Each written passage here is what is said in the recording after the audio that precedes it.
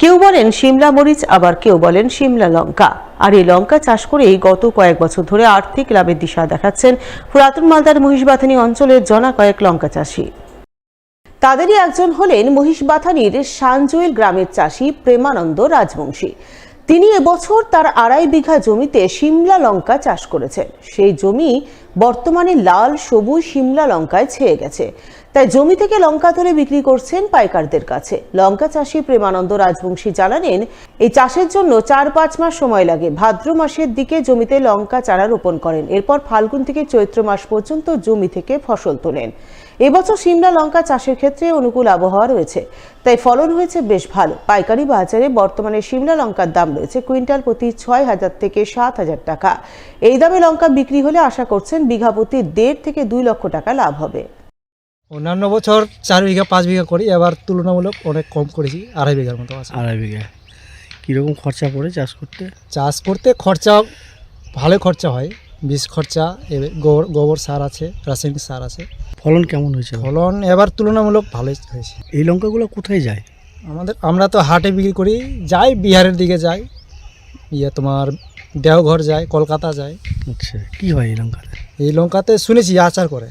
আচ্ছা, কি বল লঙ্কা বলে এটাকে? এটা শিমলা মরিচ। শিমলা লঙ্কা কীরকম রেট চলছে? রেট প্রথমের দিকে 50-55 ছিল, আজকে আমরা 65, 60, 6,500, 6,000 কুইন্টাল। কাউকে 7,000ও দিচ্ছে। দাম থাকলে মোটামুটি 2 লাখ হয় 1 বিঘাতে। 1 বিঘায়। দীর্ঘ বহু বছরের ধর্মীয় ঐতিহ্য পরম্পরা মেনে এবারও হযরত সৈয়দ শাহ ফজলে করিমের বার্ষিক উরুস উৎসব হয়ে গেল পুরাতন মালদায়। শনিবার রাতে পুরাতন মালদার মঙ্গলবাড়ি শরৎচন্দ্র মিনি মার্কেট সংলগ্ন হযরত সৈয়দ শাহ ফজলে করিমের মাজারকে ঘিরে উরুস উৎসব অনুষ্ঠিত হয় মহা ধুমধামে। এই উপলক্ষে মাজার চত্বর আলোকমালায় সেজে ওঠে। বিভিন্ন মহল্লা থেকে ভক্তরা সিন্নি ও চাদর নিয়ে শোভাযাত্রা করে মাজারে হাজির হন। তারা চাদর চড়িয়ে দোয়া প্রার্থনা করেন। দোয়া প্রার্থনা শেষে সিন্নি খাওয়ার বিশাল আয়োজন চোখে পড়ে, যাকে কেন্দ্র করে আনন্দ মুখরিত হয়ে ওঠে মাজার প্রাঙ্গণ। এদিনের এই বাৎসরিক উরুস উৎসবে উপস্থিত ছিলেন কলকাতা হাইকোর্টের আইনজীবী হাসিবুল মসবি সহ অন্যান্য বিশিষ্টজনেরা।